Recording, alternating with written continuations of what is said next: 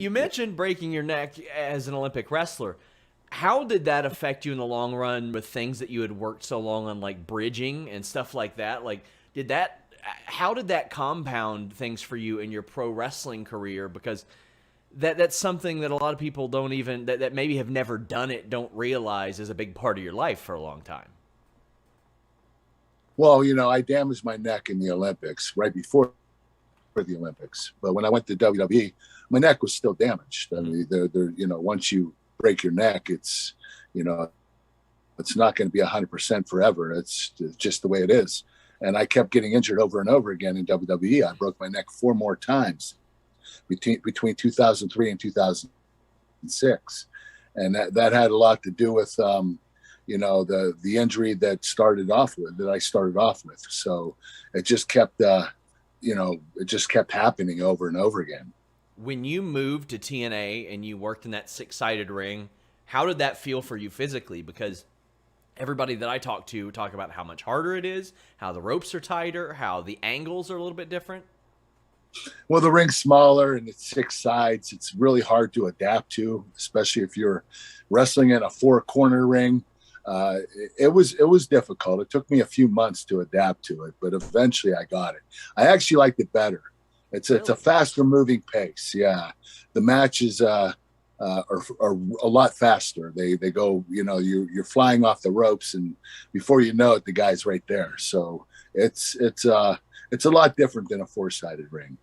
How would you compare that to even like Japan? You see stiffer rings, but they're WWE like size. There's a lot of them are 20 by 20s. In WWE, we hear maybe a little bit softer, but still a giant ring. And then you've got the smaller ring of Impact Wrestling TNA. Yeah, it's a lot different. Like I said, it's a lot slower moving in WWE and in Japan. But in TNA, the matches it goes a lot faster. The guy's right in your face before you know it, so you have to react a lot quicker. Now, one of the more famous stories behind the scenes was you and Brock having your grappling match, so to speak. We've heard you talk about that. Did anybody else test you? Was anybody else like, even whether it was friendly, competitive, was anybody like, I just want to see how I can hold up with an Olympic gold medalist? And nobody ever tested me. The only one was Brock. He was the only one. And after that, nobody wanted to test me. So, I actually did really well with Brock. And I was very happy with my performance that day. So, it was just one of those things where Brock asked me, I asked Brock, actually, somebody went to Brock and said, how do you think you would do against Kurt Angle? He said, well, he's way too small. I'd crush him. And that person came to me. It was a Brooklyn Brawler. And he said, listen, Brock said he would crush you because you're a lot smaller.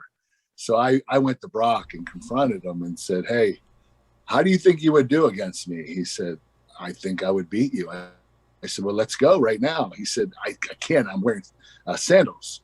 I said, let's do it in our bare feet.